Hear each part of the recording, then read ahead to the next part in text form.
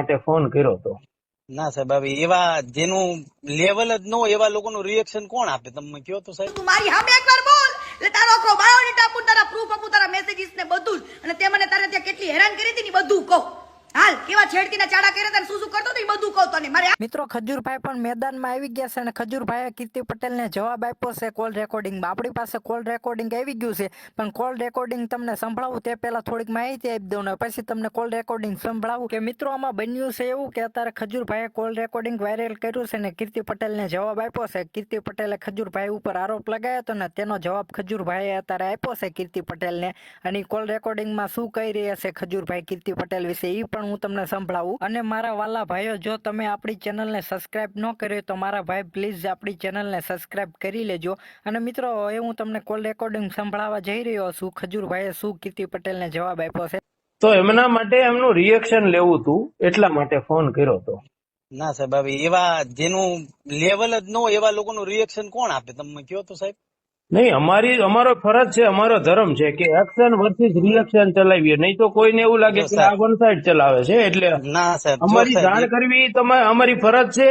અમને તમને જગ્યા આપવી, તમને એમનો જેટલો ટાઈમ આપ્યો હોય એને જે નિવેદનો કર્યા હોય એ તમને બતાવવા કે આ નિવેદનો એમના છે, તમારું શું નિવેદન છે એ લેવું અમારી ફરજ છે. તો તમે આપો ના આપો એ તમારી મરજીની વાત છે. જો સાહેબ, પેલી વસ્તુ તો કેવું છે, સાહેબ ની ઓફિસ નો નંબર છે અને છે ને નિવેદન હંમેશા છે ને સારા લેવલના સારા માણસોના, જેનાથી સમાજ બગડતું હોય ને એવા લોકોના પ્રતિષ્ઠિત ન્યૂઝ વાળાને નિવેદન લેવાના જ હોય સાહેબ. નહીં, પણ એ ન્યૂઝ વાળાને તમે તો નહીં શીખવાડો ને કે એને કોના લેવા કે કોનું નિવેદન ન લેવા. એમ કહું છું, પ્રતિષ્ઠિત ન્યૂઝ વાળા હોય ને એ સારા માણસોના ન્યૂઝ લે, જે લેવલ વગર ના હોય ને એવા લોકોના ન્યૂઝ, જેને કોઈ ગણતું જ ન હોય ને એના ન્યૂઝ લઈને તમે શું કામનું કયો સાહેબ? એવું નથી, વ્યક્તિ છે, પછી એને અમે જજ ના કરી શકીએ.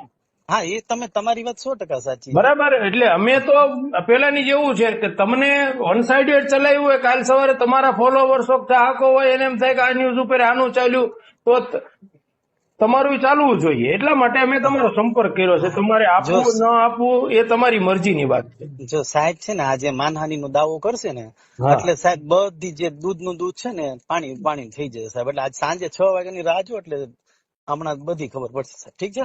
ઓકે. હા, 6 ઉપર થઈ ગયું, 6:30 થવા આવ્યા. ફટાફટ હાલે, માનહાની નો દાવો કરીએ. હાલ કેતો તો ને માનહાની નો દાવો કરવાનો. અને શું કેતો તો કે આવા હલકાને જવાબ ના દેવાનો હોય. કેમ દેને જવાબ? સાચું બોલ જલ્દી બોલ ફટાફટ. અને હું તો કદાચ શબ્દોથી ખરાબ છું, ચરિત્રહીન છું, ચરિત્રથી ખરાબ છું, કુપુષિતનો શિકાર છું.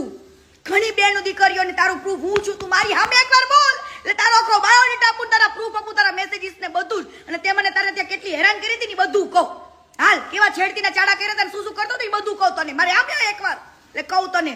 વર્ષ પહેલા મારી શરૂઆત થઈ હતી એમને મળવાની. હું ટિકટોક ઉપર ફેમસ થયેલી ત્યાર વખતે એમને મારો કોન્ટેક્ટ કર્યો હતો અને એમને મારી લેંગ્વેજ ગમતી હતી, કાઠિયાવાડી લેંગ્વેજ, કે આપણા સાથે કામ કરશે અને આ લેંગ્વેજ સાથે આવશે તો લોકોને વધારે ગમશે. એટલે મને એમને લોકોએ હાયર કરી હતી અને મારી સાથે 9 વિડીયોના સિરીઝ બનાવવાની નક્કી કરી હતી. સ્કૂલના હતા, પોલીસના હતા, એ બધા જ.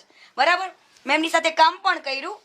કેટલી બહેનો દીકરીઓ સાથે ખોટું થયેલું છે, કેટલી બહેનો દીકરીઓ માટે એને એવું કર્યું છે કે કોઈ પણ છોકરી એના ત્યાં કામ કરવા આવે ને એટલે આ ભાઈ પહેલી વાર વિડીયો સારો બનાવે, એની સાથે શાંતિથી બનાવે, થોડો ટાઈમ એની સાથે રહેવાનું. ત્યાં એને પાછું એવું છે જે એક્ટિંગ કરે ને એને પછી ત્યાં જ રહેવાનું, ત્યાં ખાવે ને, એ રીતના આખો સેટ બનાવેલો છે બારડોલીમાં.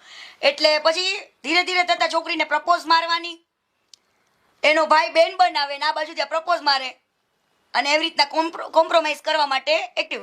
પણ ઘણી બધી છોકરીઓ મજબૂરીના નામે બિચારી કરતી હશે ને ઘણી બધી છોકરીઓ મારા કોન્ટેક્ટમાં પણ અત્યારે આવી છે. મેં અવાજ ઉઠાવીને લોકોએ હિંમત કરી છે અને એ બધી જ છોકરીઓ સામે આવશે. એ વેટ એન્ડ વોચ. બરાબર, આ જ વસ્તુ એ છોકરીઓ સાથે બનીને હવે મજબૂરીના નાતે ઘણી છોકરીઓ હોય બિચારી કે આની વાતમાં આવી જતી હોય, ફેમસ થવું હોય ઘણી બધી છોકરીઓ. પણ કીર્તિ પટેલને ફેમસ થવાનો શોખ નતો, પણ એને જ્યારે મારી સાથે આ વર્તન કર્યું, મારી સાથે આવું કર્યું, ત્યારે મને એવું લાગ્યું કે સાલું મેં એને એવું કીધું કે હું તારી સાથે કામ કરવા આવી છું. તું જેવો ફેમસ છું ને એવી જ ફેમસ આ કીર્તિ પટેલ પણ છે. કીર્તિ પટેલને કોઈ કોમ્પ્રોમાઇઝની જરૂર આજે નથી ને કાલે નથી.